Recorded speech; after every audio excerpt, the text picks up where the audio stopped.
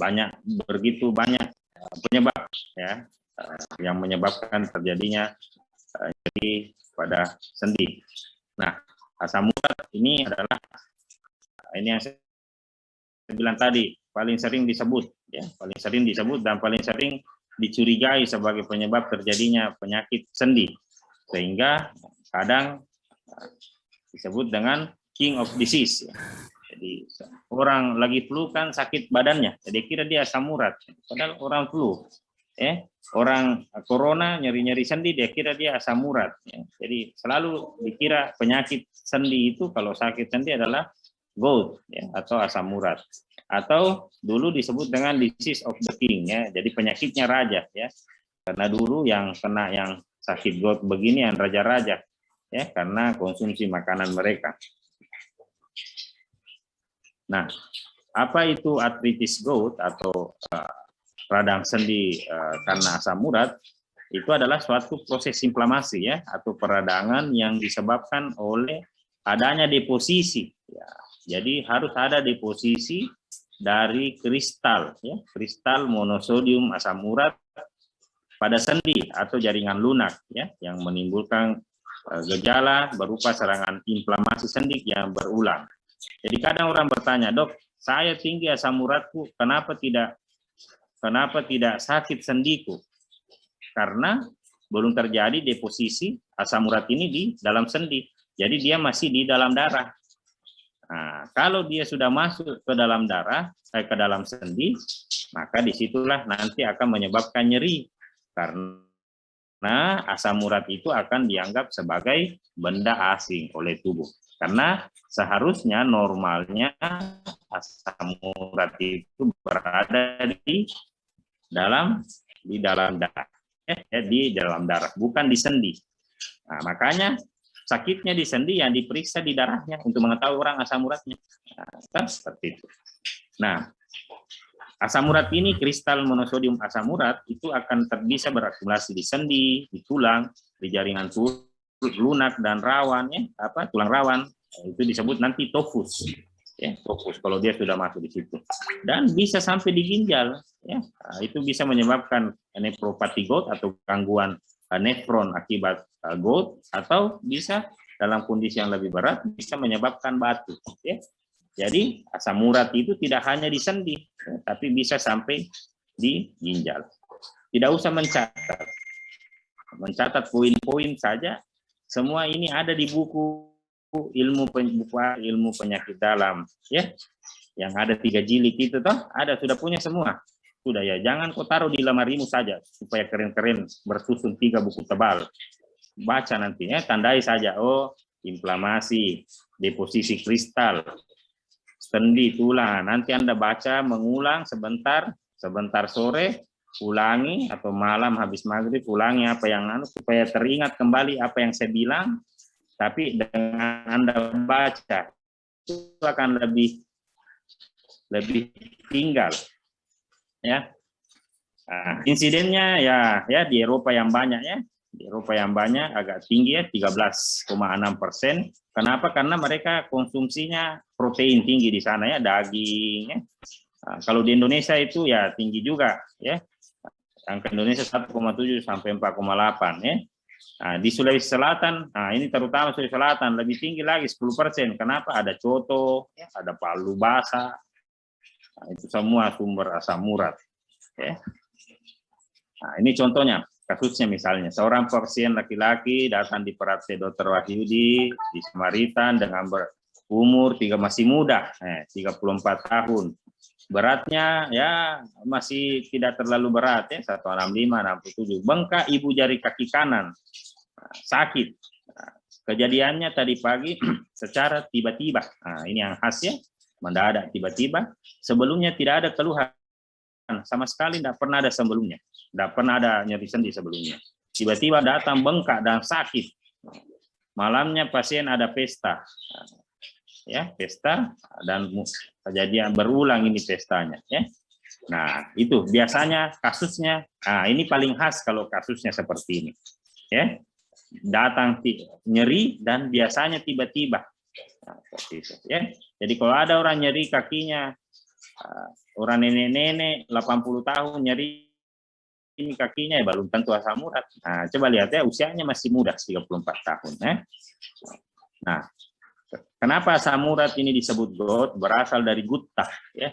Berasal dari gutta atau apa namanya ini? Menetes ya. Bahasa Latinnya menetes atau drop. Ya. Karena dulu dicurigai karena tiba-tiba terjadi pada raja pagi-pagi habis pesta rajanya. Kalau kita lihat itu film-film kaisar-kaisar Romawi ya, kalau habis pesta itu makan daging apa toh? Nah, tiba-tiba paginya bengkak kakinya dan sakit sekali. Nah, dikiralah penyakit racun yang dikirim melalui ilmu hitam, ya, karena diteteskan di sendinya. Nah, itu makanya namanya GOUT. Nah, itu sejarahnya. Ya. Nah, GOUT ini sebenarnya padahal ternyata dia adalah respon radang ya akibat masuknya itu kristal asam urat ke sendi ya, padahal normalnya dia berada di dalam darah ya, seperti itu ya. Nah, ada beberapa istilah nanti kalau Anda baca buku ada namanya GOUT atau pirai ya. Nah, kalau di dalam pirai apa adalah GOUT itu kalau sudah terjadi keadaan patologis akibat hiperurikemia. Nah, apa ini hiperurikemia? Hiperurisemia atau urikemia adalah tingginya kadar asam urat dalam darah. Nah, ini yang sering kita dapat. Tinggi asam uratku, nah, tapi tidak ada di bengkak kakiku, tidak ada di sakit-sakit kurasa. Pasiennya masih namanya hiperurisemia. Jadi kadar asam uratnya masih tinggi dalam darah. Kalau dia sudah masuk ke sendi dan menyebabkan keadaan patologis, misalnya nyeri dan sebagainya, bengkak, itulah yang disebut GOUT. Nah, jadi beda. Kalau orang tinggi asam uratnya tapi belum sakit sendinya, belum bisa dibilang GOUT. Masih dikatakan hiperurisemia. Tinggi urat semia itu darah. Jadi tingginya asam urat dalam darah. Hiperurisemia. Nah, asam urat sendiri adalah sebenarnya bahan yang normal dalam tubuh. Nah, jadi ini asam urat bukan preman, ya, dia rakyat biasa di dalam tubuh kita. Tapi kalau dia terlalu banyak, nah itu yang tidak bagus, ya, tidak terlalu bagus. Nah, ini ya, hiperurikemia adalah konsentrasi asam urat serum, artinya di dalam cairan darah. Konsentrasi asam urat serum yang meningkat di atas normal. Makanya orang yang asam uratnya tinggi diperiksa di darah.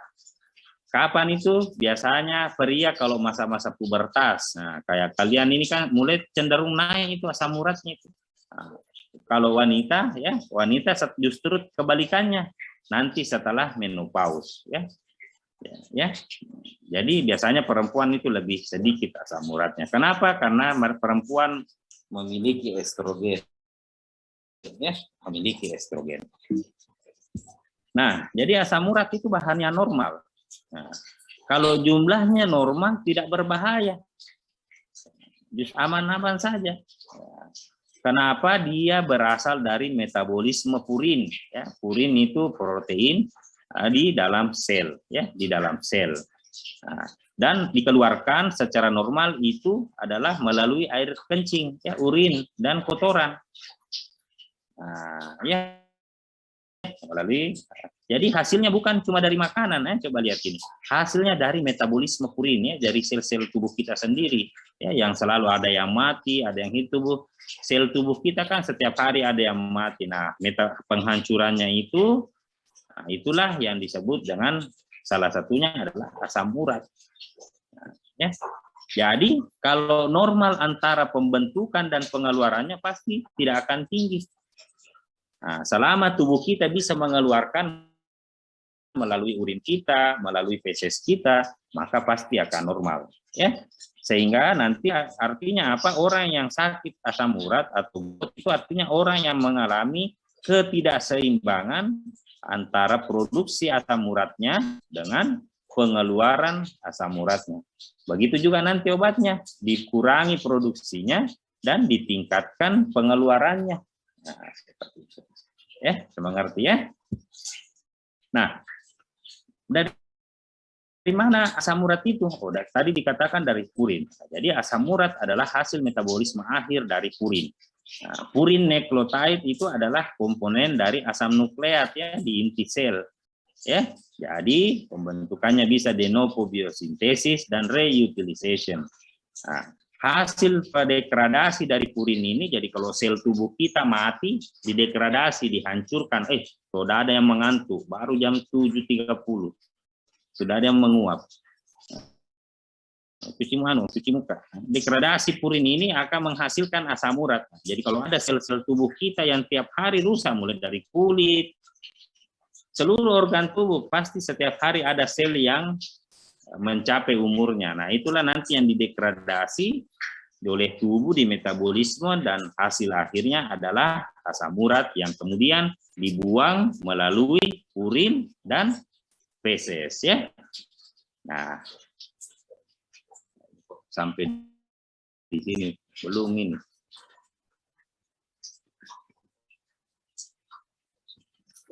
Atau ada kayaknya tertukar saya punya slide ini. Nah, asam urat ini, monosodium asam urat ini, dia kan seharusnya berada di dalam darah. Nah, ini darah, ini sel tubuh. Kalau misalnya asam urat itu masuk ke dalam kristal monosodium ini, masuk ke dalam di luar dari pembuluh darah, keluar masuk ke jaringan atau di sendi, maka dia akan dianggap sebagai suatu benda asing, sehingga terjadi reaksi inflamasi ya, terjadi pelepasan aktivasi reaksi komplement namanya. C3 menjadi C5A, C5A kemudian mengirim sinyal ke neutrofil ya. Neutrofil itu sel-sel darah prajurit dalam tubuh. Ada kristal asam urat ini, kenapa dia keluar? Seharusnya kan dia berada di darah, kenapa dia di jaringan? Nah, dikirimlah sinyal, termasuk diantaranya makrofag residen itu yang berada di jaringan itu akan mengeluarkan mediator inflamasi, interleukin 1, interleukin 6, interleukin 8, tumor nekrosis faktor 8. Itulah yang berusaha untuk menghancurkan kristal monosodium asam urat ini. Nah, hancurlah dia. Tetapi namanya terjadi perang, inflamasi, tentu akan terjadi reaksi inflamasi di mana kristal asam urat itu masuk. Nah, itulah kebetulan dia masuk di sendi, terjadilah inflamasi di situ. Nah, itulah yang akan menyebabkan rasa nyeri, ya ada ya tanda-tanda inflamasi, merah, ya rubor, kolor, dolor, fungsiolensia, dan udem itu inflamasi. Jadi orang ketika asam urat masuk ke sendi akan menyebabkan tanda-tanda inflamasi itu merah, nyeri, bengkak, merasa panas, dan fungsinya berkurang. Ini adalah metabolisme ya, metabolisme asam purin ya, di mana banyak enzim-enzim yang kemudian terlibat. Salah satunya yang kemudian nanti terlibat itu adalah xanthin dan hipoxanthin. Nah, inilah yang kemudian akan diperankan dalam proses pengobatan nantinya. Nah, ini juga ada beberapa teori ya yang menceritakan mengapa bisa terjadi inflamasi ya, misalnya karena pasiennya dia terlalu banyak purin berlebihan ya, atau terjadi peningkatan increase reabsorpsi kembali asam urat di ginjal, dan penggunaan obat-obat ya. Jadi ada juga itu obat-obat nanti ya yang menyebut, kenapa kalau saya habis minum ini obat langsung bengkak kakiku? Nah, itu ada diuretik namanya, tapi ini biasanya kalau kasus-kasus sudah spesifik ya. Nah, itu semua bisa meningkatkan asam urat ya. Yang kedua ada juga yang mengatakan bahwa kalau misalnya sudah terjadi iskemia atau sel-sel kemudian sudah mulai mati ya, terjadi nekrosis, purin yang dihasilkan itu akan dimetabolisme oleh xanthin oksidase. Nah, itulah yang nanti akan menimbulkan reaksi superoksida ya, sehingga terjadilah inflamasi. Pada intinya adalah bahwa asam urat ini adalah suatu mediator inflamasi ketika dia tidak berada di dalam darah atau jumlahnya terlalu banyak sehingga merangsang terjadinya inflamasi. Sehingga untuk saat sekarang asam urat itu juga dianggap sebagai risk factor untuk suatu penyakit kardiovaskuler ya. Nah ini tadi yang saya bilang, kenapa sih bisa asam uratnya orang menjadi meningkat ya, menjadi terganggu. Bisa terjadi karena kelainan pembentukan enzim.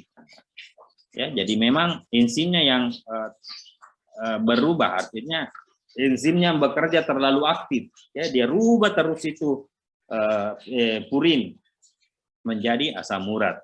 Bisa juga karena terjadi gangguan pengeluaran asam di ginjal. Jadi produksinya normal, tapi ginjalnya tidak bisa mengeluarkan. Kita tahu tadi bahwa asam urat itu dikeluarkan oleh ginjal. Nah, ginjalnya tidak mampu mengeluarkan. Apakah karena memang penyakit ginjal atau penurunan fungsi ginjal? Arti under excretion. Kalau yang di atas adalah overproduksi. Nah, ya, jadi tidak seimbang. Ini primer, ya. Artinya memang dia murni asam urat karena kegagalan kerusakan produksi dan kegagalan pengeluaran oleh ginjal. Ternyata orang asam urat itu juga bisa terjadi sekunder. Nah, ini yang saya bilang tadi, misalnya karena penggunaan obat-obatan. Ada beberapa obat-obatan yang menyebabkan terjadinya gangguan penyerapan asam urat di ginjal. Misalnya diuretik, ya, ada namanya furosemid dan sebagainya. Yang kedua karena keganasan kanker. Pada orang kanker itu terjadi selnya yang berkembang terlalu cepat, ya. Berkembang terlalu cepat dan kadang mati terlalu cepat. Nah, itu bisa kadang tiba-tiba naik asam uratnya. Karena kita tahu tadi bahwa asam urat itu sebenarnya berasal dari sel-sel tubuh. Termasuk sel kanker itu sebenarnya sel tubuh, cuma sel yang ganas. Atau misalnya kita memberikan obat kemo, nah, kemoterapi. Misalnya kalau saya kemo, kalau terjadi kematian terlalu cepat dari sel-sel kanker itu bisa terjadi peningkatan asam urat. Nah, itu yang disebut dengan sindrom lisis tumor. Ya. Salah satu tandanya itu tiba-tiba asam uratnya pasien naik. Nah, bisa juga terjadi karena kerusakan fungsi ginjal. Jadi dulu dia tidak pernah ada, asam uratnya selalu normal. Tiba-tiba dia terkena kerusakan ginjal. Misalnya karena gula, hipertensi, atau ada batu. Akhirnya asam urat akan naik. Nanti makanya kalau Anda koas, nanti Anda datang ke ruang cuci darah, orang-orang yang dicuci darah itu pasti tinggi asam uratnya. Kenapa? Ginjalnya sudah tidak mampu mengeluarkan asam urat. Ya. Nah, sekarang pertanyaannya adalah kenapa bisa ini asam urat yang di dalam pembuluh darah bisa keluar, ya, bisa masuk ke sendi, bisa masuk ke jaringan. Nah, ternyata bahwa ada 3 kondisi yang menyebabkan kondisi tersebut. 1, berkembangnya kondisi hiperurikemia atau terlalu tingginya kadar asam urat sehingga menyebabkan terjadinya saturasi, ya, terhadap asam urat tersebut. Karena saturasi tersebut, maka terbentuklah kristal, ya, jadi mengkristal dia, mengkristal itu asam urat, dan kristal ini kemudian masuk di jaringan dan berinteraksi dengan leukosit tadi, ya, sel-sel inflamasi kita. Nah, itulah yang kemudian menyebabkan terjadinya manifestasi klinis, ya, nyeri, bengkak dan sebagainya. Nah, kenapa bisa terjadi saturasi, ya, proses saturasi tadi, ya, seandainya kan biar tinggi asam urat, tapi kalau dia tidak mengalami saturasi, dia tidak akan menjadi kristal, ya kan? Nah, misalnya hiperurikemia, terlalu tinggi kadar asam uratnya, tapi selama dia tidak menjadi kristal, dia akan tetap berada di pembuluh darah. Tapi tiba-tiba dia mengalami saturasi, maka dia membentuklah menjadi kristal, ya, menjadi seperti kristal, seperti pecahan kaca. Nah, itulah nanti yang bikin nyeri. Ya. Nah, kenapa bisa tiba-tiba terjadi peningkatan konsentrasi? Nah, jadi misalnya dari normal tiba-tiba naik 15, ya, normalnya kan 6 atau 7, tiba-tiba naik sampai 15. Jadi terjadi perubahan konsentrasi yang sangat cepat, ya. Yang kedua, penurunan suhu lokal. Nah, biasa karena cuaca terlalu dingin. Ini Palu sekarang sering hujan, ya, tapi penurunan suhunya stabil, ya, dari malam, ya. Bukan tiba-tiba siang panas terus tubuh tiba-tiba dingin sekali. Kemudian kondisi asidosis, ya, keasaman tubuh. kemudian ketidakseimbangan antara pemicu dan penghambat pembentukan kristal asam urat. Jadi tidak akan bikin gout, inflamasi, kalau dia tidak berubah jadi kristal. Ah, itu ya. Salah satu yang bikin dia berkristal ada peningkatan konsentrasi, ya. Peningkatan konsentrasi. Jadi ada kondisi hiperurisemia. Nah, itulah yang disebut hiperurisemia, tinggi asam uratnya dalam darah, lebih dari normal. Tetapi dia tidak akan bikin sakit. Kenapa? Belum kristal. Inilah yang disebut hiperurisemia asimptomatik. Jadi tinggi asam uratnya tapi asimptomatik, tidak bergejala. Kalau dia berubah asam uratnya dalam darah, terjadi proses saturasi dan menjadi kristal di jaringan, ya, termasuk paling sering adalah di sendi, maka itulah yang menyebabkan kelainan patologis, ya, karena direspon oleh tubuh kita untuk melakukan inflamasi. Karena dianggap benda asing, ya. Kristal monosodium itu seharusnya tidak ada dalam tubuh. Dan komplikasi penyakit lain, kalau misalnya dia di ginjal, ya, di pembuluh darah jantung dan sebagainya, ya. Jadi kristal, kalau dia terjadilah kristal asam urat, inilah yang terjadi tadi di bagan, ya, terjadi aktivasi komplemen kaskade, terjadi kaskade aktivasi koagulasi, aktivasi seluler, ya, makrofag, netrofil, sel-sel sinovium, itu kemudian melepaskan mediator-mediator untuk merangsang supaya netrofil datang. Ya, jadi dia kirim sinyal, bos ada, jadi ini kasihan kristal asam urat ini dikira penjahat. Kenapa kamu ada di sini? Dia kirimlah sinyal supaya netrofil datang untuk membunuh atau menghancurkan kristal ini. Nah, proses penghancuran inilah yang disebut proses inflamasi. Itu sebenarnya proses untuk menghancurkan benda asing, tapi efeknya bikin nyeri, bikin dan sebagainya, ya. Nah, ini ya sama, ya.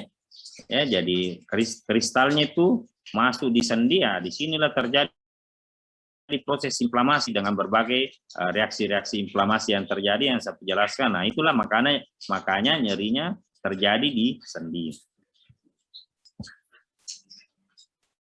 Nah, ini enggak perlu. Ya, jadi fagosit itu berusaha untuk menghancurkan, ya, menghancurkan asam kristal ini, dihancurkan, dia fagosit, dia telan, kemudian dihancurkan dalam tubuh, kemudian lisis sendiri.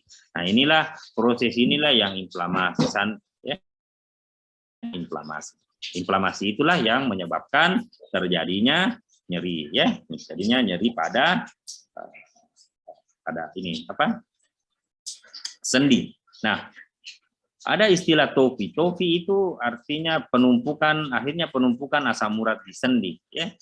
Kenapa? Pernah ditemukan pada biopsi sinovial gout akut. Nah, ini membuktikan bahwa pelepasan kristal monosodium asam urat ini dilakukan secara intermiten. Jadi dia lepas sedikit-sedikit, ya, lepas sedikit-sedikit. Dan sebenarnya mungkin sudah terjadi kalau sudah tinggi asam uratnya orang, cuma mungkin belum terjadi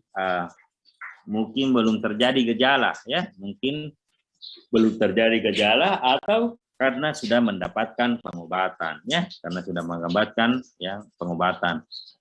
Penelitian juga mengatakan bahwa tingginya leukosit polimorfonuklear, ya, neutrofil itu pada cairan sendi yang mengalami kristalisasi, ya, yang artinya bahwa reaksi inflamasi pada gout itu adalah reaksi akut, ya, sehingga nyerinya tiba-tiba, ya, mendadak, ya, sehingga karena prosesnya adalah proses yang akut. Jadi ada beberapa istilah, ya, hiperurisemia. Jadi ada beberapa penyakit pada asam urat ini, ya. Ada namanya hiperurisemia asimptomatis, ya, artinya tingginya asam urat di dalam darah tetapi tidak memberi gejala, ya. Yang kedua, terbentuknya topus. Nanti apa topus itu kita lihat. Ketiga adalah gangguan sendi, ya. Tentulah kalau misalnya kristal itu masuk ke sendi, tentu akan menyebabkan penyakit sendi. Kalau dia membentuk menjadi batu, nah bisa jadi nefropati asam urat dan batu saluran kencing.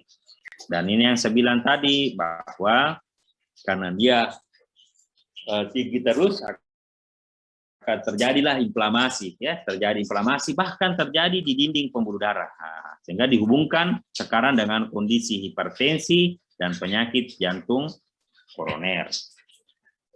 Ya, biasanya pada penyakit-penyakit GOUT itu kita sering menemukan penyakit-penyakit lain, ya, bisa hipertrigliserida atau gangguan kolesterol. Biasanya pada orang-orang yang suka mengkonsumsi alkohol, ya, faktor apa namanya,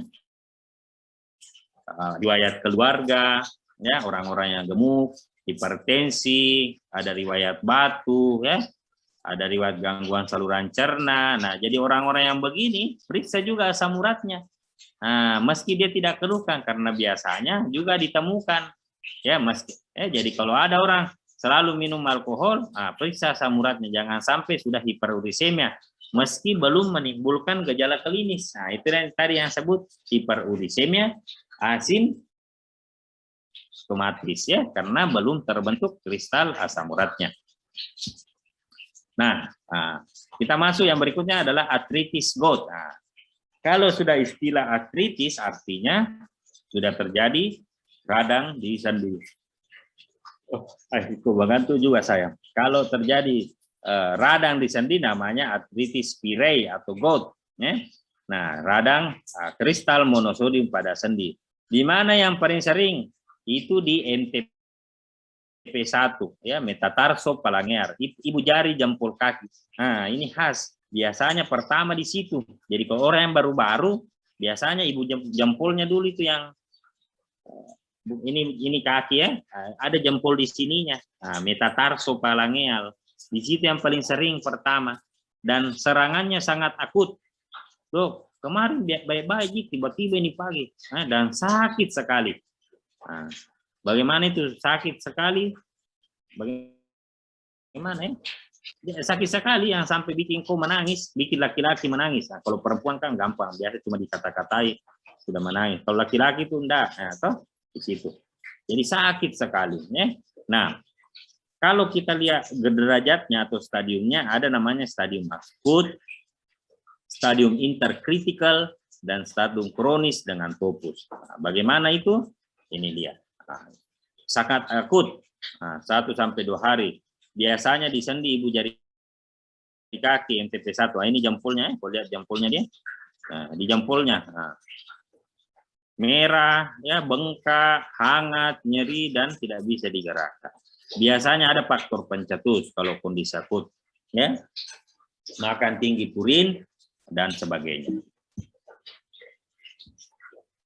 Ini faktor pencetusnya, infeksi, trauma, pembedahan, ya, tiba-tiba dia lagi ada demam, habis terbentur, ya, habis dioperasi, atau diet yang terlalu ketat, ya, nutrisi, ya, dia sama sekali tidak makan nasi, ya, cuma daging terus saja tidak makan sampai 20 kilo. Nah, ya, terapi hiperurikemia yang tiba-tiba cepat turun. Nah, ini jadi bukan cuma terlalu tinggi, terlalu rendah juga, karena tadi kita ingat bahwa mekanismenya itu adalah terjadinya perubahan, terjadinya saturasi karena perubahan konsentrasi. Nah, jadi perubahan konsentrasi itu bisa dari terlalu rendah menjadi tiba-tiba naik, atau bisa terlalu naik, tiba-tiba turun menjadi terlalu rendah. Makanya kalau ada orang yang hiperglikemia asimptomatik, tinggi asam uratnya tapi belum bergejala, jangan segera buru-buru turunkan kadar asam uratnya, tapi turunkan secara perlahan-lahan supaya tidak terjadi perubahan kadar asam urat yang terlalu drastis. Nah, itu bisa menyebabkan juga serangan akut. Nah, biasanya itu dimulai pada malam hari, ya, mulai malam hari, dan nyerinya paling kuat mulai dari jam 2 malam sampai jam 7 pagi. Nah, di situ. Dan itu mencapai puncak setelah beberapa jam dan nyerinya menetap. Nah, dan meningkatkan kepekaan kulit di atasnya. Jadi biar itu kalau orang lagi fase akut asam urat, ya, itu khas itu biasa. Biar dokter mau periksa dia sudah menolak, jangan sentuh dok, jangan sentuh, sakit sekali, ya, jangan sentuh. Sering sekali di pasien saya baru mau pegang dok, jangan sentuh. Jangan sentuh dokter. Sakit sekali dokter. Bayangkan kita cuma saya mau sentuh saja. Nah, itu khas sekali. Ya, khas sekali. Nah, itu biasa di praktek itu kalau sudah datang masuk pincang-pincang ya, saya lihat masih muda-muda ya. Sudah, ya asam urat ini. Ya, tapi kalau nenek-nenek 80 tahun, bukan asam urat ini. Nah, tahu ya itu. Ini itu dari melihat itu kita sudah tahu. Nah, stadium kedua adalah ada namanya stadium interkritikal. Adalah suatu stadium di mana tidak ada keluhan. Jadi misalnya bulan ini ada serangan akut, diobatilah sama dokter Wahyudi, hilang nyerinya. Nah, tapi tidak pernah dia datang lagi periksa. Dia periksa sendiri asam uratnya tetap tinggi. Mohon yang punya kegiatan di luar, lagi cerita sama temannya, keluar saja. Ya. Mau orang tuamu atau siapapun di situ, kasih tahu, ini saya lagi kuliah. Seharusnya Anda di ruang kuliah. Cuma karena pandemi, sama Ardi Munir masih belum berani kasih kuliah kau, makanya kita tidak kuliah. Tolong, Dr. Yuli, tolong hargai. Saya tidak suka. Karena kedokteran begini, kurang ajar namanya. Kau pakai jilbab hitam. Kuliah ini saya sudah bawakan bertahun-tahun, jadi saya sudah hafal slide-nya. Jadi saya itu sambil kuliah, sambil saya periksa Anda di Zoom. Ya, kasih tahu mereka Yuli, bagaimana dokter Wahyudi. Kau tanya sama Ardi Munir. Ya. Kita lanjut. Nah, setelah diobati pasiennya sembuh, tidak sakit lagi. Nah, biasa kan pasien begitu, hilang, tidak kontrol, karena kan sudah tidak sakit. Ya sakit, dia cek asam uratnya di sendiri, dia pengecekan asam urat sendiri, dia cek, tapi selalu tinggi, tapi dia tidak pernah ada sakit lagi. Nah, dia kembali ke fase hiperurisemia, simptomatik, tinggi asam uratnya di dalam darah tapi tidak bikin gejala. Nah, itulah yang disebut dengan stadium interkritikal. Jadi hilang gejalanya, ya, tetapi kadar asam urat dalam darahnya tetap tinggi. Nah, ini kan biasanya orang tidak akan mau berobat karena dia bilang, tidak sakit ini. Nah, tapi tinggal sampai tidak gitu. Nah, biasa kan begitu. Dan ini biasa bertahan beberapa tahun. Nah, itu bisa sampai beberapa tahun. Tapi nanti lama-kelamaan dia mulai nyeri lagi. Nah, akan mulai nyeri lagi. Biasanya datang berobat lagi. Diobati, sembuh lagi nyerinya. Hilang lagi. Nah, kalau dulu awalnya dia bisa misalnya 1 tahun tidak ada nyeri, nanti lama-lama akan makin merapat stadium interkritikalnya. Jadi kalau dulu per 1 tahun baru sakit, sekarang 8 bulan sakit lagi, 7 bulan kambuh lagi, 3 bulan kambuh lagi. Ya, beginilah stadiumnya pada pasien-pasien yang tidak diobati. Nah, dia akan masuk ke stadium interkritikal yang terus berkembang, masuklah ke topus kronis. Biasanya kalau sudah masuk topus kronis baru mau berobat. Tapi minta dikasih sembuh, nah, itu yang susah biasa pasien. Nanti sudah stadium akhir, minta dikasih sembuh. Tapi di stadium awal tidak mau dia berobat karena dia bilang sudah hilang nyerinya, sudah tidak pernah sakit lagi. Nah, itulah tugas kita menjelaskan ini ke pasien bahwa asam urat itu akan, kalau apalagi terutama biasanya kalau yang masih baru kena, yang masih muda. Tadi dikatakan pasiennya umur berapa? 34 tahun, ya. Nah, ini God interkritikal. Jadi ada fase di antara 2 serangan akut, ya, 2 serangan akut. Nah, kalau sudah stadium akhir, itu sudah masuk stadium akhir. Nah, di sini biasanya sudah rajin berobat pasiennya. Kenapa? Sudah rusak sendinya, jadi sakit terus. Sekarang kau lihat, kalau sudah sendi begini, mana bisa diobati sudah? Mau dioperasi juga tidak bisa. Ya, terbentuk topus. Dan biasanya juga pasti sudah di ginjal, sudah banyak terbentuk yang begini. Nah, coba lihat ini kakinya pasien ini. Bengkak dia, benjol, sudah terjadi topus. Ya, topus. Nah, apa itu topus? Ini adalah khas, gejala khas yang sangat khas. Bahwa ini adalah GOT yang sudah lama. Biasanya terbentuk kalau sudah 10 tahun pasien asam urat. Nah, ini yang saya bilang tadi. Lama memang. Ya. Nah, karena selalu tinggi asam uratnya, ya, karena selalu tinggi, selalu lebih dari di atas 10. Nah, apa itu topus? Nah, ini kembali bahasa Latin yang berarti batu yang friable, ya, atau memiliki pori-pori, ya. Nah, biasanya terbentuk dengan tulang sehingga nanti tulangnya bisa rusak. Nah, ini tadi yang bengkok tangannya karena sudah rusak tulangnya, tidak bisa diperbaiki lagi, ya. Sehingga harus dicegah jangan terbentuk topus. Kalau sudah terbentuk topus, biar dioperasi terbentuk ulang. Nah, itu, ya. Biar dioperasi akan terbentuk ulang, ya. Jadi ini khas terbentuk pada penyakit asam urat, ya. Nah, ini dia topusnya pasien kita, ya. Nah, coba lihat, ya. Benjol-benjol. Nah, ini masih muda ini, ya. Masih muda pasiennya. Benjol-benjol. Biar dioperasi, dibuka, ini tumbuh ulang. Tumbuh ulang, ini dia habis operasi. Karena bagaimana dia mau pakai sepatu kalau begini? Tidak ada sepatu yang model begini. Mana ada sepatu Adidas? Dia sudah mau beli Adidas Ultra Boss. Tidak bisa. Tidak cocok kakinya, kasihan. Begini. Kalau sudah begini, ini sudah khas. Ini sudah stadium akhir. Ini sudah hampir 10 tahun dia kena asam urat. Tapi tidak mau berobat biasanya, pasti tidak berobat teratur ini. Ada saya punya pasien asam urat sudah 5 tahun, tidak ada terbentuk begini-begini. Nah, karena selalu normal asam uratnya, dia rutin berobat, meski tidak ada gejala. Nah, apalagi kalau sudah tua, sampai tidak bisa nih berjalan, tidak bisa lagi ditekuk ini sendi. Bayangkan di telinganya saja ada topus. Bukan lagi di sendi kakinya, tapi biar di kulit telinga sudah terbentuk ini topus. Artinya lama sekali dia sudah asam urat. Nah, tentu peran kita sebagai dokter adalah jangan sampai pasiennya masuk di gejala akhir seperti ini. Nah, itulah tugas kita sebagai dokter. Ya. Nah, jadi biasa seperti ini. Ya. Nah, tinggi asam uratnya, tapi tidak ada gejala. Lama tidak apa-apa. Dia sakit di sendiku ini. Kena serangan akut dia. Datanglah dia berobat. Karena sakit sekali biasanya. Sembuh, tidak mau lagi berobat. Tapi masih tinggi asam uratnya. Nah, ini yang disebut tadi apa? Fase interkritikal. Ya. Datang lagi nyerinya. Nah, biasanya setelah datang nyeri yang kedua, itu tidak lama lagi nyeri lagi. Tidak lama lagi nyeri lagi. Tidak lama lagi nyeri lagi. Jadi tidak akan panjang seperti ini lagi. Tambah pendek.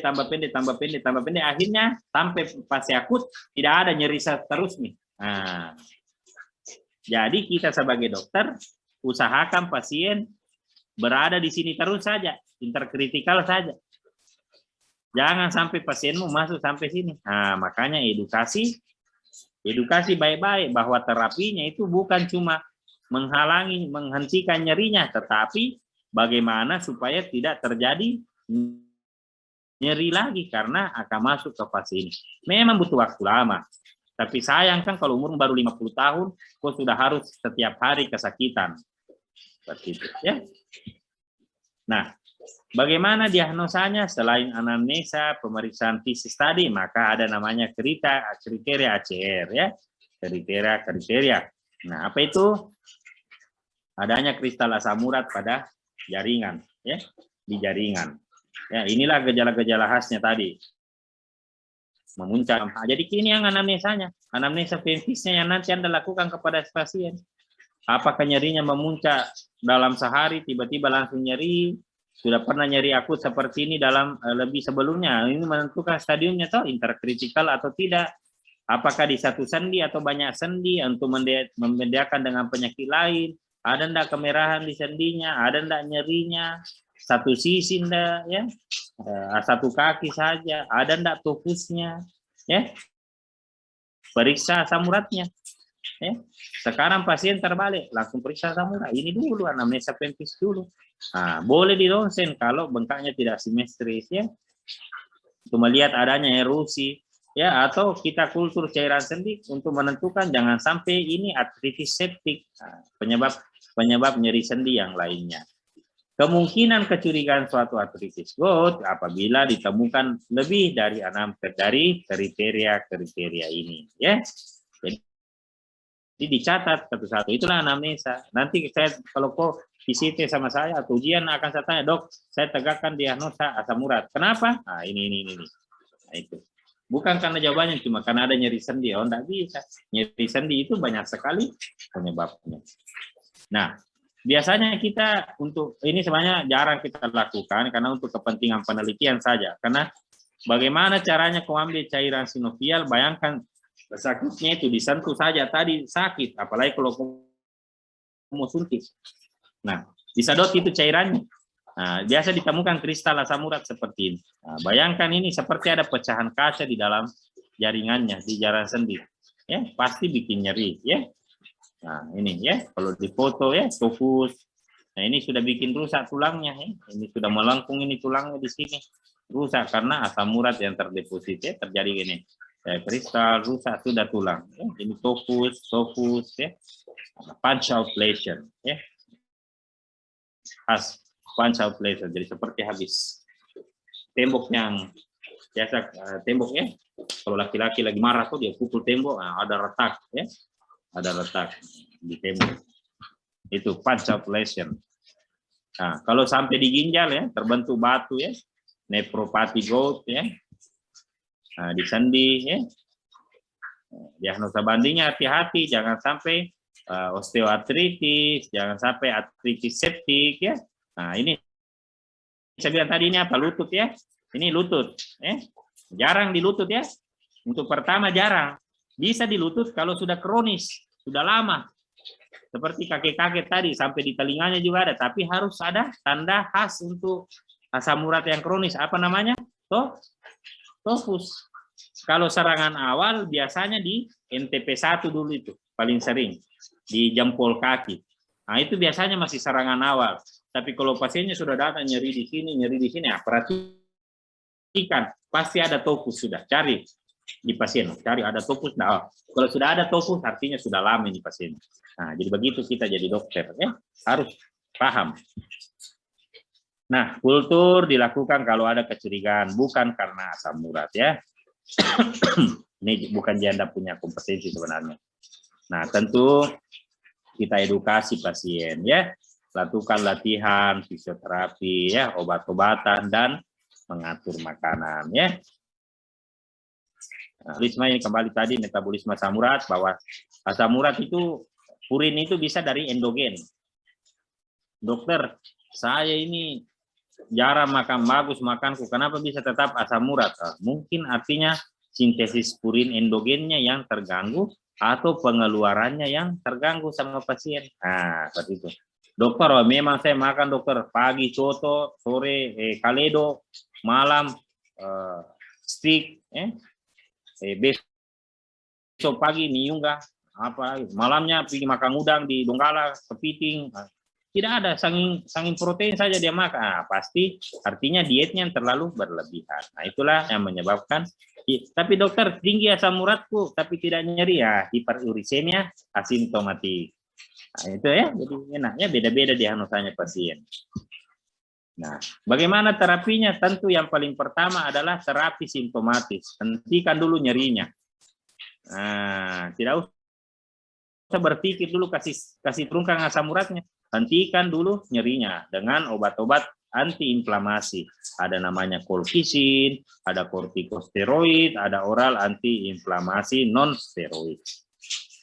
Setelah yang pertama, barulah diturunkan asam urat. Nah, coba kau lihat, penurunan asam urat itu yang ketiga. Jadi orang kalau lagi sakit datang ke Anda dengan nyeri asam uratnya, jangan kau kasih penurun asam urat dulu. Tapi kasih anti nyeri dulu. Nah, terakhir baru asam urat. Kenapa? Ingat tadi bahwa salah satu penyebab terbentuknya kristal adalah terjadinya penurunan kadar asam urat. Jadi kalau orang lagi nyeri, tinggi asam uratnya 15, kau langsung kasih obat penurun asam urat, langsung turun normal, dari 15 ke normal, terjadi desaturasi, terbentuk ulang kristal. Ya, terbentuk ulang nyeri. Nah, jadi kalau orang asam urat lagi fase akut, tidak usah dulu pikir penurunan asam urat, tetapi hilangkan dulu nyerinya, kasih stabil 2 minggu dulu, kemudian baru kita mulai pelan-pelan turunkan asam uratnya, ya. Nah, jadi seni juga ini, ya. Jadi hilangkan segera dengan cepat nyerinya. Kasih anti nyeri yang paling kuat, jangan kau kasih paracetamol. Tidak mau kembali berobat sama kau itu pasien, ya. Ya. Ya. Apa dikasih dok? Rahasia. Ada obatnya dokter Wahyudi. Intinya hilangkan nyerinya. Ya, belajar sendiri, no? No?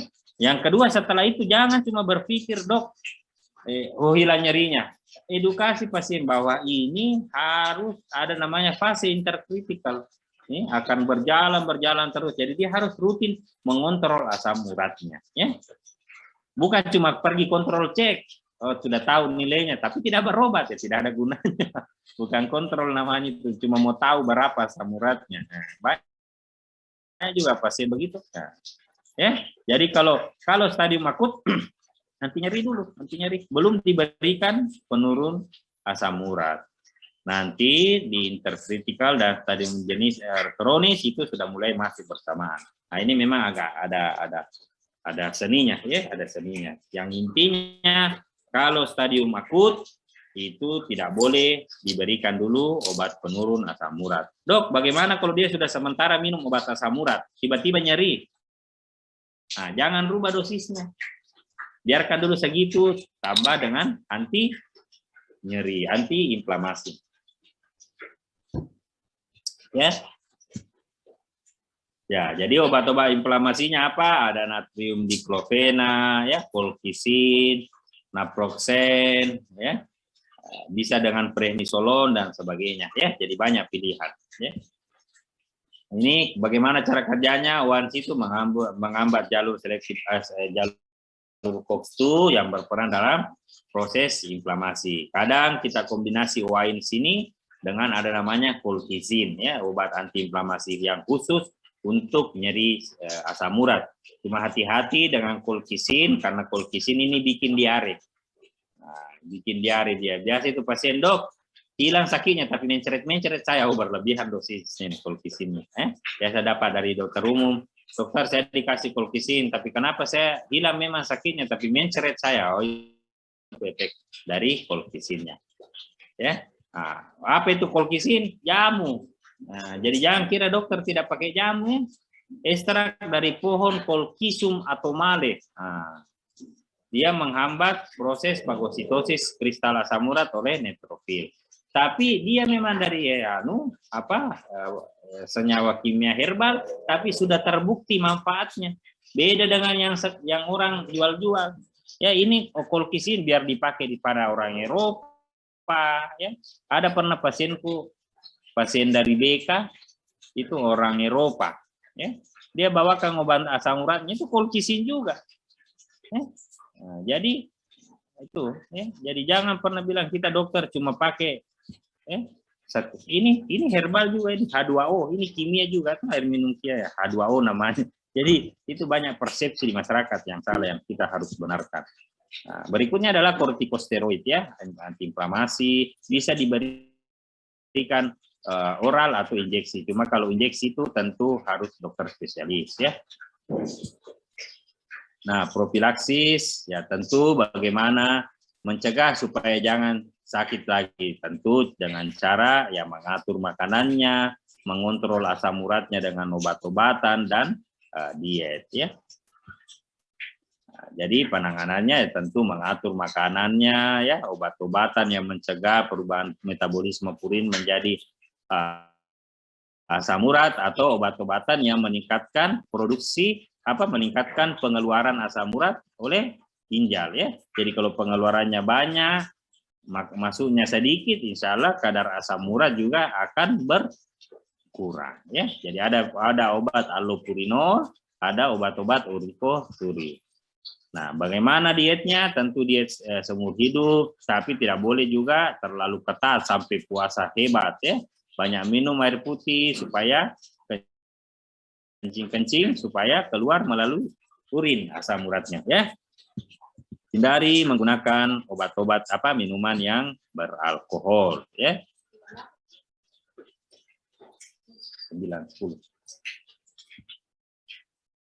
Ini bisa kita berikan profilaksis farmakologis ya dengan colchicine tadi 1 kali sehari biasanya. Kemudian kita berikan obat asam urat ya. Kita atur supaya kadar asam uratnya tentunya normal. Ada namanya allopurinol, yaitu tadi caranya menghambat ya kompetitif dengan santin oksidase yang mengubah santin dan hiposantin yang mengatur perubahan metabolisme asam urat tadi ya. Jadi dia hambat supaya purin itu tidak menjadi asam urat.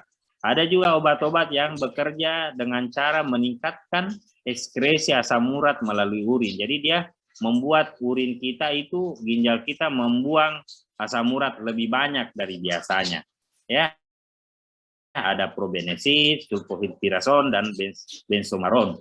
Cuma hati-hati dengan menggunakan obat ini karena kalau orang yang sudah periksa dulu fungsi ginjalnya pasien, karena kalau fungsi ginjalnya sudah menurun, jangan kasih obat yang menambah beban di ginjal, menambah beban ginjalnya untuk bekerja mengeluarkan asam urat. Kita pilih yang makanya obat utamanya itu adalah allopurinol ya, santin oksidase inhibitor ya. Jadi dia menghambat kerja enzim santin yang merubah purin menjadi asam urat. Oke. Itu mengenai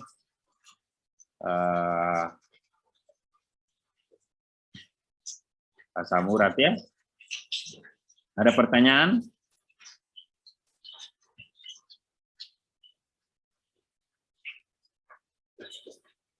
Ya, silakan. Chris Sandalagalu, raise hand. Apa, mau bertanya? Permisi, dokter. Ya, silakan. Ya, dokter. Saya dengan Chris Sandalagalu dengan sambung N1012029, dokter. Saya ingin bertanya, dokter. Tadi di materi dokter kan mengatakan gout itu lebih banyak dialami pria dibandingkan wanita. Karena wanita itu punya estrogen, dokter. Mungkin dokter bisa jelaskan untuk mekanisme kerja dari estrogen itu terhadap gout, dokter. Terima kasih, dokter. Jadi estrogen itu memperkuat menghambat santin oksidase. Jadi dia menghambat produksi dari asam urat. Nah, jadi kompetitif dia di situ, ya. Kedua, estrogen itu antiinflamasi. Nah, jadi mungkin tinggi asam uratnya sudah terbentuk asam kristal monosodium, tetapi ya, inflamasi itu bisa dihambat, peradangan itu bisa dihambat, ya. Makanya estrogen itu dianggap sebagai protektor terhadap penyakit-penyakit inflamasi yang kronis, ya, di endotel. Seperti itu kira-kira. Oke. Masih ada 2 lagi yang bertanya. 3 mau saya, jangan bertanya semua. Oke, silakan. Siapa tadi itu? Iya, baik, terima kasih dokter atas kesempatannya. Perkenalkan saya Usia Kristi dengan NIM N1012031. Tadi sempat dijelaskan bahwa tofu itu kan biar dioperasi itu akan kembali seperti semula, dokter. Jadi pertanyaan saya, bagaimana penanganan tofus itu selanjutnya, dan juga mungkin bisa dijelaskan tadi bentuk tofus yang tidak simetris itu bagaimana, dokter? Bagaimana? Yang pertama, tadi kan dikatakan bahwa tofus itu biar dioperasi akan kembali seperti semula. Oh iya. Terus? Jadi pertanyaan saya, apa penanganan selanjutnya agar kayak tofus ini bisa ditangani dengan baik, kemudian selanjutnya itu ada tadi sempat dijelaskan bahwa tofus itu ada yang bentuk tidak simetris. Bisa dijelaskan bentuk yang tidak simetrisnya itu bagaimana, dokter? Ya, jadi tidak simetris itu karena asam urat itu tidak simetris. Jadi dia biasanya di satu tempat dulu. Kalau sudah lama sudah 10 tahun dia ya banyak semua tempat juga sudah bisa. Tapi kalau awal biasanya satu sisi gitu dulu. Nah, kemudian bagaimana mencegahnya ya buat dia jangan tinggi asam uratnya.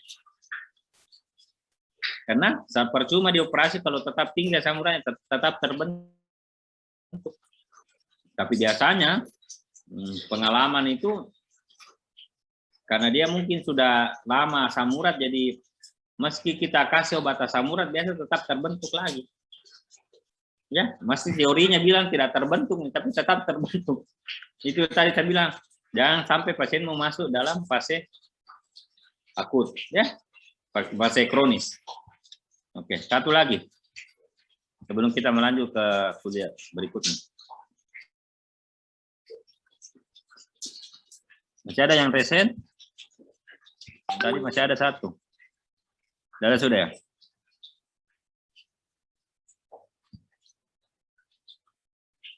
Ini tadi saya lihat masih ada. Yemima.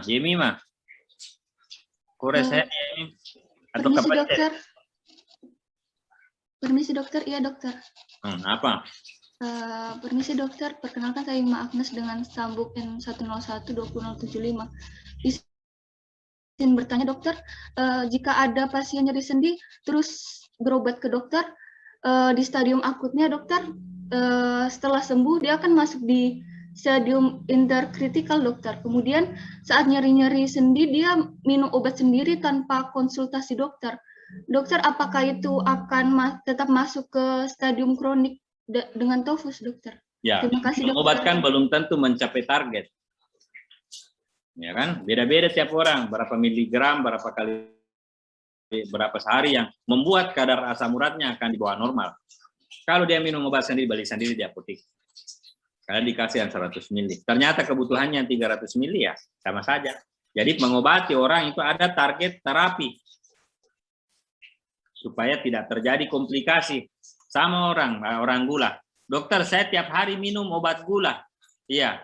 Kenapa tetap rusak ginjalku? Ya ibu minum bagaimana? Metformin. Berapa kali sehari? 1 kali 1 hari. Mana salah itu ya? Nah, jadi harus. Dan target orang beda-beda. Target terapi sama, tetapi mencapai target terapi itu yang berbeda-beda pada tiap orang. Disitulah seninya dokter, karena manusia itu tidak 1 tambah 1 sama dengan 2. Ada pasienku dikasih allopurinol 100 mili sudah bagus. Ada yang 300 mili baru bagus. Ada pasien juga ada yang tempura kombinasi dengan probenesid baru bagus. Ada juga yang sudah saya kombinasi belum bagus juga. Itu. Jadi bukan masalah minum obat atau tidak, tapi apakah kadar asam uratnya mencapai target kontrol atau tidak.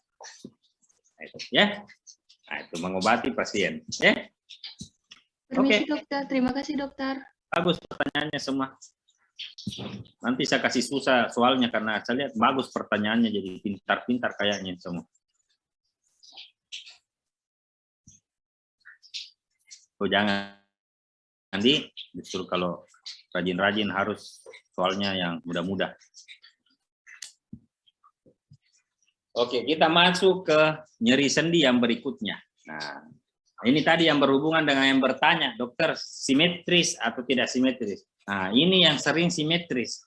Kalau nyeri di kanan, nyeri juga di kiri. Nah, itu namanya rheumatoid arthritis. Nah, sama, jadi rheumatoid arthritis ini sama karena penyakit inflamasi sistemis. Cuma yang perlu kau tahu bahwa kalau ada orang kita curiga dengan rheumatoid arthritis, arthritis rheumatik, nah ini sebenarnya yang orang sering, istilah rheumatik yang sering Anda dengar. Ya, sangat sering Anda dengar. Anak, bukan di rheumatik saya ini. Nah, biasa ditanya sama neneknya toh. Kan ditahu sudah kuliah di kedokteran, toh. Nah, bangga-bangga sedikit tuh pulang kampung kemarin ditanya, nah sakit-sakit sendiku bukan rematik. Apa yang dibilang rematik? Nah, ini kita akan bahas. Jadi tidak semua nyeri sendi itu rematik. Nah, salah satunya tadi adalah gout arthritis. Tapi tidak semua juga nyeri sendi adalah asam urat. Nah, itu biasa di masyarakat itu selalu begitu. Sakit sendinya cuma 2 itu, arthritis apa? Rematik atau asam urat. Nah, belum bagaimana 2 penyakit itu? Nah, ini kita kasih kuliah. Ya. Ternyata rheumatoid arthritis itu adalah sistemik inflamasi. Jadi bukan cuma di sendi, bisa di kulit, darah, ya, pembuluh darah, jantung, dan otot dan sebagainya. Nah, tetapi biasanya paling utama adalah menyerang sendinya, ya, menyerang sendinya sehingga akhirnya terjadi inflamasi dan kerusakan kartilago atau sendi tulang rawan sehingga sendi menjadi kaku, ya, menjadi kaku. Jadi ini dia lebih ke arah keluhannya bukan nyeri yang utama. Nyerinya tapi tidak terlalu dominan, lebih ke arah kekakuan. Nah, stiffness. Dan biasanya di pagi hari. Kemudian biasa melibatkan 3 atau lebih dari sendi. Ya, ada bengkak di lebih dari 3 sendi.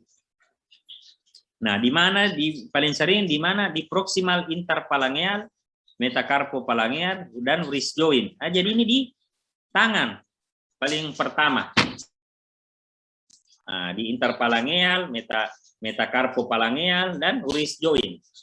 Kalau di asam urat tadi di metatarso di kaki, tarsal ya, metatarso-phalangeal ya, bukan metacarpophalangeal. Dan dia simetris. Nah, dia dalam rentang waktu 6 minggu. Nah, jadi ini nyerinya tidak utama. Kalau asam urat tadi pagi nyeri, sebentar malam datang ke praktek karena sakit sekali. Kalau ini tidak, biasanya pasien datang, dok sudah berapa minggu ini kaku-kaku saya rasa tanganku, dua-dua ya dua-dua, nah, simetris. Ya, kadang ditemukan subcutaneous nodul kecil-kecil. Positif tes rheumatoid faktornya. Nah, ini kalau kita harus tes dulu rheumatoid faktornya. Dan kalau kita foto ada erosi di tulang. Nah, kenapa apa risk faktornya? Orang yang bagaimana yang bisa terkena ini? Biasanya kalau ada penyakit genetik. Ya, multifaktorial itu karena genetik susceptibility. Ada mutasi HLA DR4 ya, dan DR1 mutasi gen, tapi dia itu pada kasus-kasus yang berat. Ada yang hubungkan dengan infeksi, tapi belum ditahu infeksi apa. Dan ada yang juga hubungkan dengan winter, ya. Makanya ini memang banyak di luar negeri, ya. Nah, kenapa bisa terjadi proses autoimun? Ya, jadi terjadi terbentuknya artritogenik terhadap artritogenik antigen, jadi terjadi reaksi autoimun. Ya, jadi tubuhnya bereaksi sendiri, tidak ada apa-apa bereaksi sendiri. Hingga teraktivasilah sel T dan limfosit untuk melepaskan mediator-mediator inflamasi di sendi dan menyebabkan kerusakan dari sendi-sendi tersebut. Ya, jadi dia penyakit autoimun. Ya, dia sama dengan SLE nanti yang kita akan kuliahkan berikutnya. Jadi SLE itu autoimun, terjadi dengan sendirinya, sehingga tubuhnya sendiri melepaskan mediator inflamasi dan dihubungkan dengan artritogenik antigen. Nah, jadi karena terjadi proses reaksi autoimun, sel T-nya dan sel B-nya itu memproduksi sitokain proinflamasi. Nah, sitokain proinflamasi ini menyebabkan terjadinya destruksi tulang. Jadi kalau asam urat tadi ada kristal asam urat yang direspon oleh sel-sel imun kita. Kalau ini tidak ada apa-apa di sendi itu, tapi dia melepaskan sel-sel inflamasinya aktif. Nah, jadi itu disebut dengan autoimun, ya, otomatis, ya, berjalan dengan sendirinya. Padahal seharusnya reaksi imun itu kalau ada yang memprovokasi atau ada yang merangsang dia, biasanya benda-benda asing atau zat-zat asing yang seharusnya tidak ada dalam tubuh. Nah, tentu sitokain, interleukin 6, 8, ya, 1, TNF alfa itulah yang kemudian mengaktifasi, menstimulasi perbentuknya matriks zat-zat inflamasi, termasuk diantaranya namanya matriks metaloproteinase dan merusak sendi. Ya, jadi yang kedua, sel T itu merangsang osteoklas. Nah, sudah belajar di fisiologi ada namanya osteoklas, ada namanya osteoblast. Sudah ya? Sudah tahu?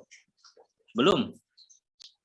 Nah, osteoklas bukan sinterklas ya. Osteoklas itu dia yang menghancurkan itu tulang.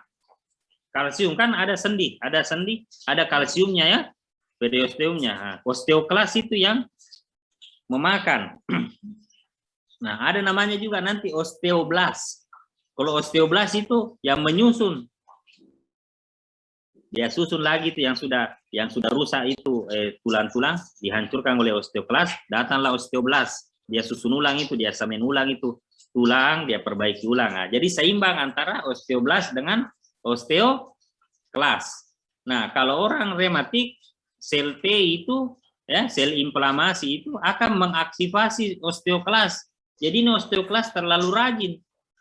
Oh, dia pergi dia pergi korek semua itu tulang, sendi. Nah, osteoblas bekerja secara normal. Seandainya osteoblas juga ikut rajin, tidak apa-apa. Masalahnya osteoblas ini tetap bekerja seperti biasanya. Nah, akhirnya apa? Lebih banyak pekerjaannya osteoklas. Terjadilah kerusakan tulang. Nah, jadi ini kodong osteoklas ya disuruh-suruh sama ini sel T. Ini patuh-patuh saja. Tugasnya juga sebenarnya yang dia lakukan, tapi akhirnya terlalu berlebihan. Ya, terlalu berlebihan. Sehingga terjadilah inilah yang menyebabkan kenapa orang rematik itu nanti rusak sendinya, rusak tulangnya, ya. Oke. Ya, jadi aktivasi dari sel-sel inflamasi akhirnya menyebabkan terjadinya penurunan growth factor, platelet dan sebagainya yang kemudian menyebabkan terjadinya kerusakan tulang. Nah, ini dia, ya. Jadi hancur itu tulangnya, hancur, ya. Hancur sendinya, ya, dihancurkan oleh osteoklas, inflamasi, sebagainya tadi itu, dan terbentuklah pannus, ya, pannus formation pada rheumatoid arthritis. Nah, kenapa bisa terjadi ini tadi saya bilang ya, ada genetic susceptibility ya, HLA-DR1 tadi yang mutasi ya, arthritogenik antigen ya, jadi terjadi reaksi autoimun dalam tubuh yang berlebihan. Biasanya berjalan secara perlahan-lahan dan kadang insidiously, jadi tidak ditahu. Ya, jadi pasien pikir cuma nyeri-nyeri biasa, lemas-lemas dan sebagainya. Nanti lama-lama small joint itu terlibat sampai kemudian lama-lama di sel join-join sendi-sendi yang besar. Biasanya di tangan dulu ya, metacarpophalangeal, phalanx interphalangeal ya. Tapi nanti lama-lama juga bisa sampai ke seluruh sendi sama tadi GOAT. Biar awalnya di metatarsophalangeal, akhirnya sampai di mana-mana.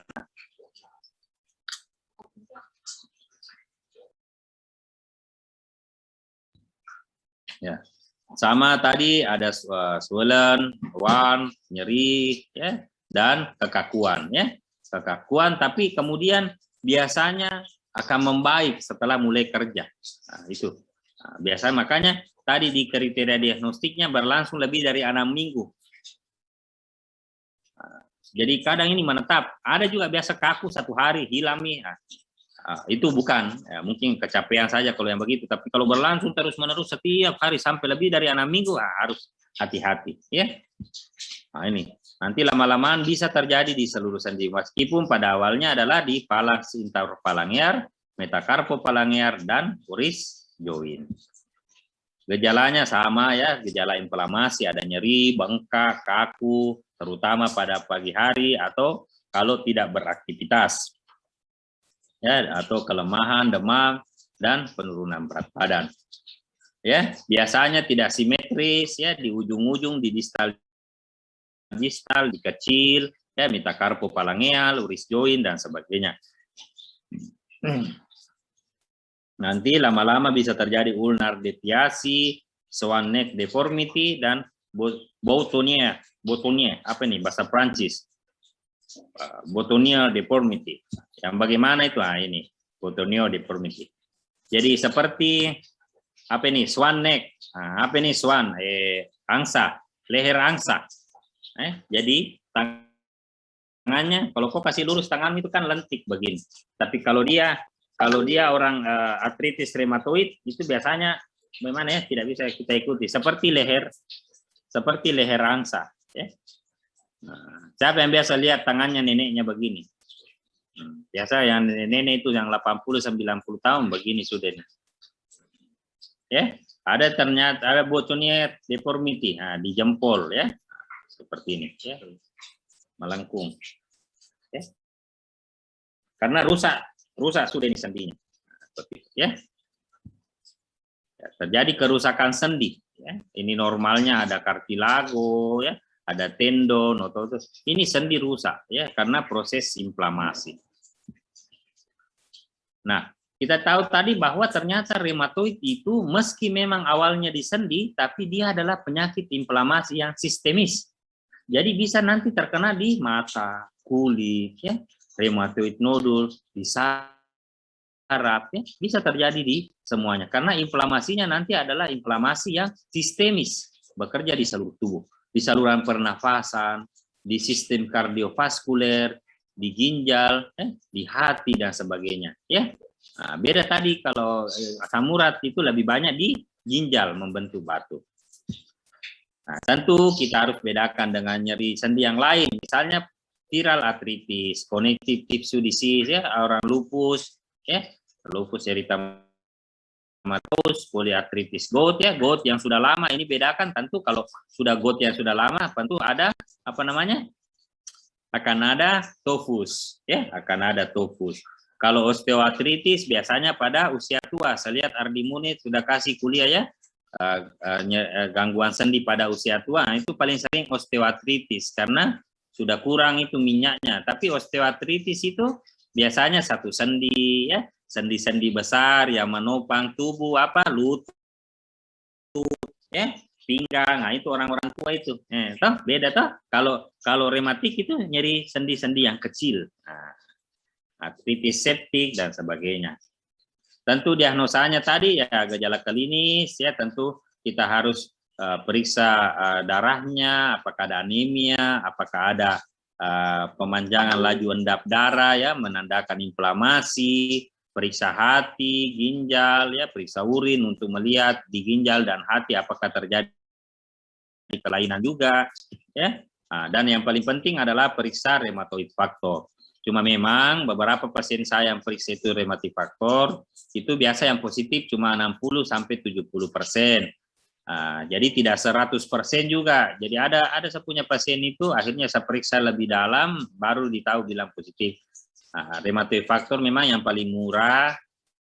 Tentu kita periksa ini dulu, ya. Tapi kalau ada gejala klinisnya khas, mungkin saja dia tetap rheumatoid faktornya negatif karena memang rheumatoid factor cuma akan positif di 60-70% dari seluruh pasien. Tentu yang khas itu adalah citrullinated peptide anti-CCP. Cuma ini memang ini agak mahal, ya.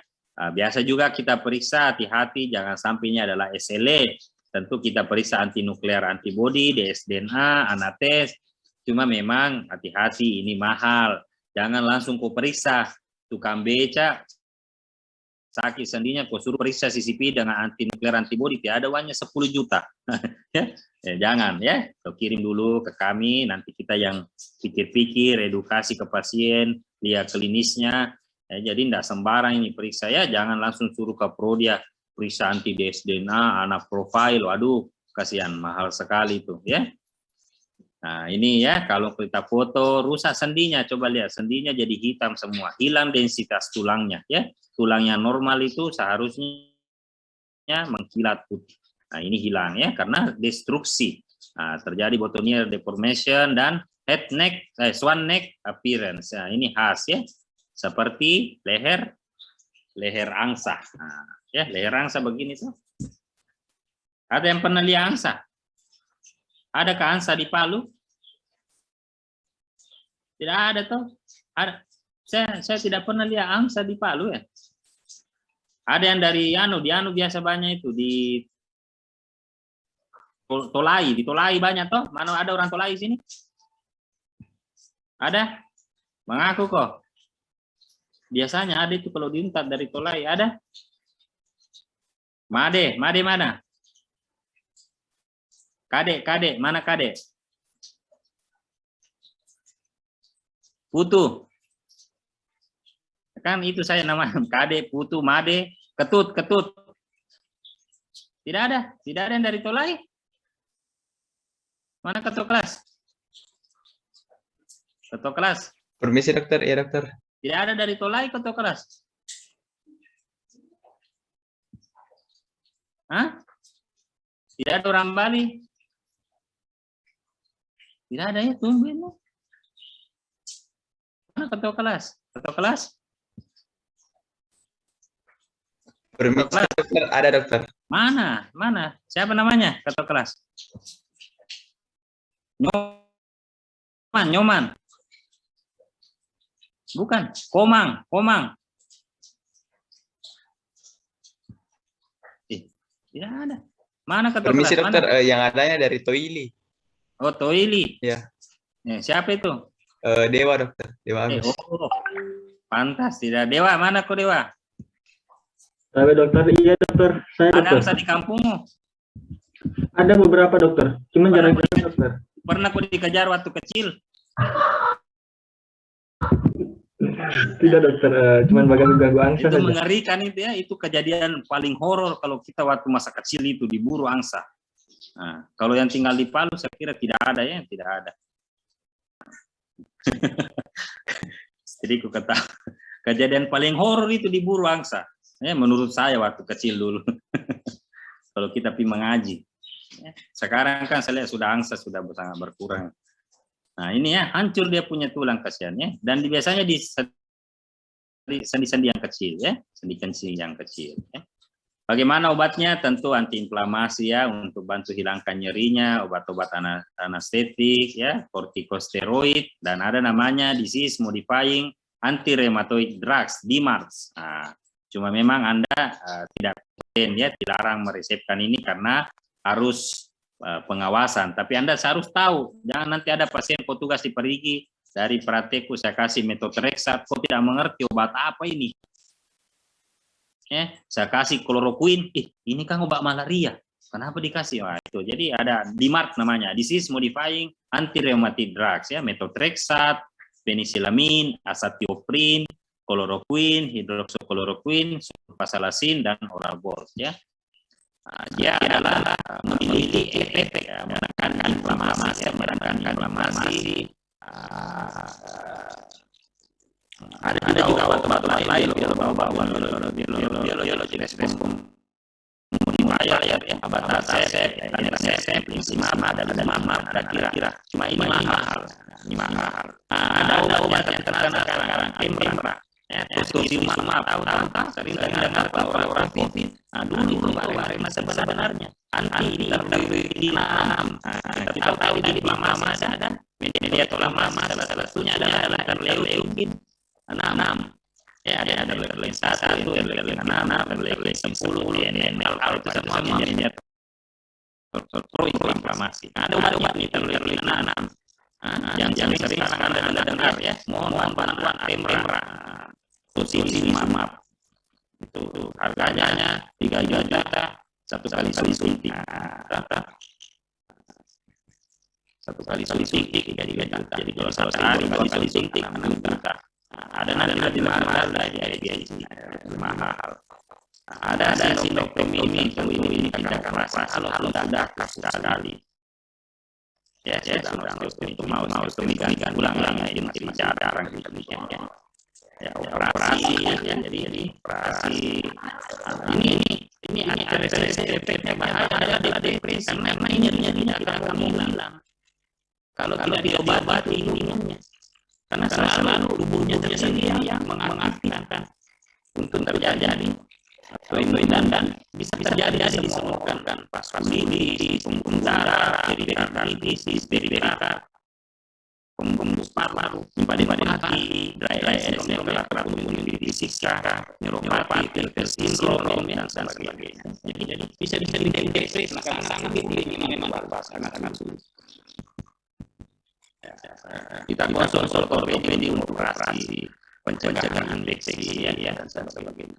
Prognosisnya biasanya setelah 1 tahun itu pasien yang berjaya ya dimana kita harus tangani baik-baik, persiapkan baik ya dan sebagainya. Biasanya kalau ada masalah ya tentu diatur normalnya benar-benar kemudian exercise yang tinggi ya sebagainya olahraga dan sebagainya ya. Kira-kira saja yang penting saya sampaikan kan memang pembacaan dari rheumatoid arthritis itu adalah 1 sampai 4 nyeri. Tata laksana nyerinya sama, jadi dia anti-inflamasi, kortikosteroid dan sebagainya. Cuma memang harus hati-hati karena ini yang benar-benar nyerinya terus. Jangan kasih terus orang kortikosteroid, kasih terus kortikosteroid bisa pulang pasiennya, bisa terjadi pendarahan lambung dan sebagainya. Memang perlu seni untuk pengobatan artritis rheumatoid. Memang sekarang ada obat-obat nyeri yang tidak mengganggu lambung ya, seletokosis, inhibidor. Cuma memang masalahnya dia tidak masuk ya. Sebenarnya harganya terlalu mahal. Oke, silakan. Ada pertanyaan?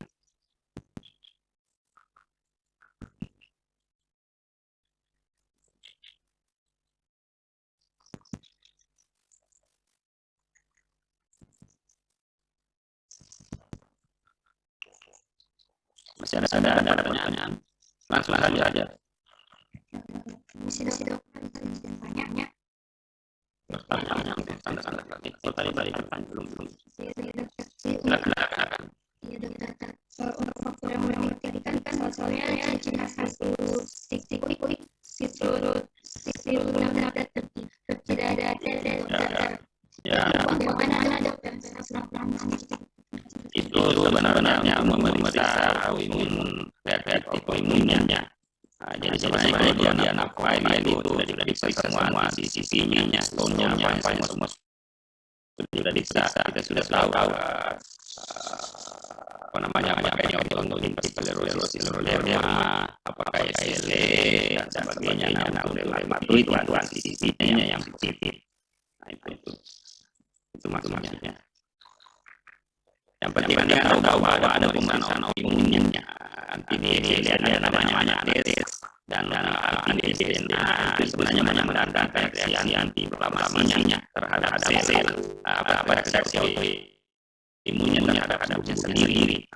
Tetapi ya itu menandakan kompetisi sama kalian sebenarnya ya. Ada nanti kode itu diperiksa anti-CCTV dan sebagainya ya seperti itu sebenarnya. Jadi dia kayak petanda kalau terjadi autoimun dengan giginya.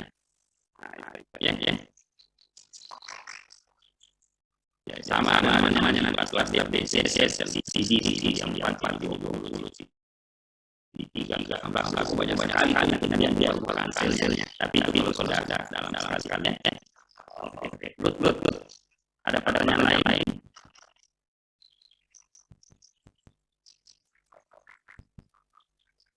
Tidak ada lagi. Karim, Safira, silakan.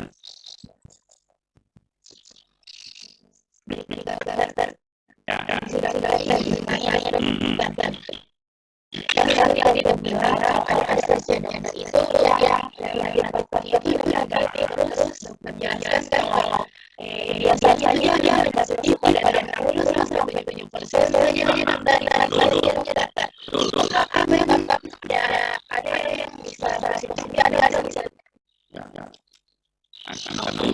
Tidak tahu kenapa bisa dari penelitian saja makanya dari sisi-sisinya diperiksa lagi lain yang lebih titik ya reaksi inflamasi itu. Kenapa bisa begitu? Jadi kalau penelitian dikumpul dan ternyata tidak semua orang diperiksa yang CCTV-nya positif. Semua yang ternyata yang CCTV-nya sekian. Jadi tidak terlalu mahal bayar memeriksa lebih lanjut. Beda dengan SLE. SLE juga nanti begitu.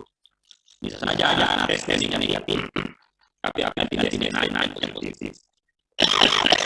Jadi pemeriksaannya yang lebih spesifik lah jadinya ya. Tapi kalau itu dari positif, faktornya positif juga positif. Ya. Jadi sama pemeriksaan TBC. Kalau di pemeriksaan TBC belum benar TBC. Nanti diperiksa lagi positif, baru positif. Nah, sama-sama sekarang dia positif belum COVID. Nah, di sana PCR, gitu. PCR belum tentu positif, belum tentu kalau salah pun kontaminasi lain, gitu. Makanya selalu yang penting adalah klinis pasien ya. Bang, bisa nomor. Ya, beda dok. Dok, karena ilmu dari dan pasti jadi untuk langkah prevensi bagi kita apa dok? Maksudnya apa? Jangan. Iya dok. Benar-benar tahu bapak tidak ada yang bisa dihubungkan katanya dihubungkan dengan kimia, pengelolaan makanan yang tidak bagus.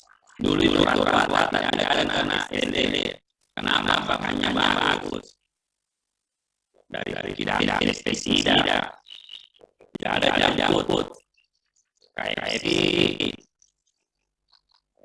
apalagi yang memiliki ada masih McDonald, semua ada minyak goreng yang baru pakai Mas Jojo, asap, limbah sendiri, tambang emas, gunung main mana dari itu.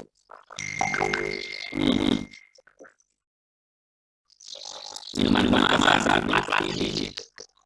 Dua ada pakai aluran tongkongan. Katanya begitu yang bermanfaat saat-saatnya menyebabkan terjadinya epigenetik episode namanya berbenturan mutasi dari dalam ini. Terjadi penyakit autoimun seperti tidak bisa ditahu bilang cek darah deteksi tidak bisa.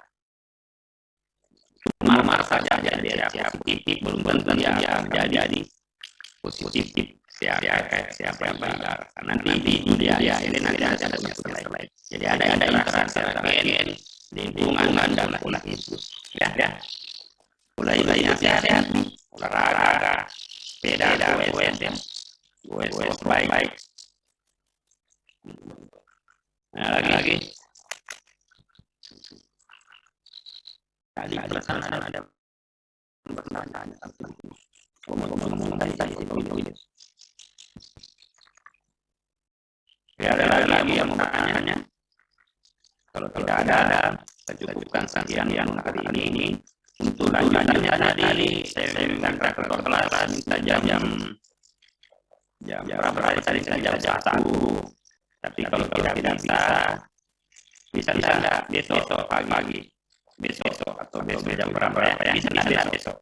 Nanti Sabtu. Kita salah nonton kuliah juga. Kelas mana? Permisi dokter. Ini udah biasa. Tadi. Kita lihat apa jadwalnya. Satu lagi.